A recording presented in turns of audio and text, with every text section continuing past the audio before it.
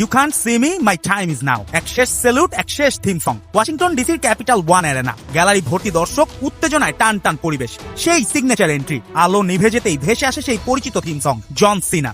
48 বছর বয়সে ক্যারিয়ারের শেষ ম্যাচে বর্তমান তারকা গান্থারের বিপক্ষে নামেন সিনা।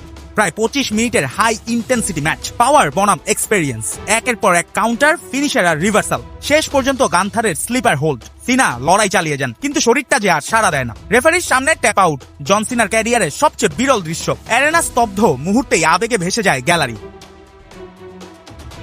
ম্যাচ শেষ হতেই রিং ঘিরে ধরেন ডাব্লিউডাব্লিউই এর বর্তমান ও সাবেক সুপারস্টাররা। স্ট্যান্ডিং ওভেশনে সম্মান জানানো হয় এক জীবন্ত কিংবদন্তিকে। আর ঠিক তখনই সিনা খুলে রাখেন নিজের বুট আর রিসব্যান্ড। রেসলিং এর ভাষায় যা চূড়ান্ত অবসরের প্রতীক। এর মধ্য দিয়েই শেষ হলো 24 বছরের লড়াই, 2 যুগের রাজত্ব।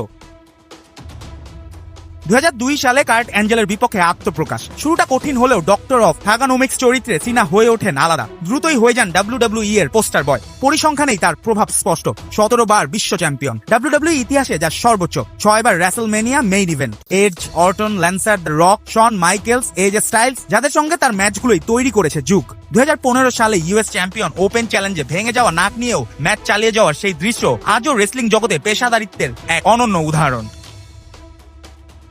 2024 সালের জুলাইয়ে অবসরের ঘোষণা দেন সিনা। শুরু হয় বিদায়ী tour, royal Rumble, elimination chamber, ঐতিহাসিক হিল টার্ন। শেষ বয়সেও প্রমাণ করেন তিনি এখনো গল্পের কেন্দ্রবিন্দু। সেই ট্যুরেই জিতে নেন 17তম বিশ্ব শিরোপা, ভেঙে দেন রেকর্ড।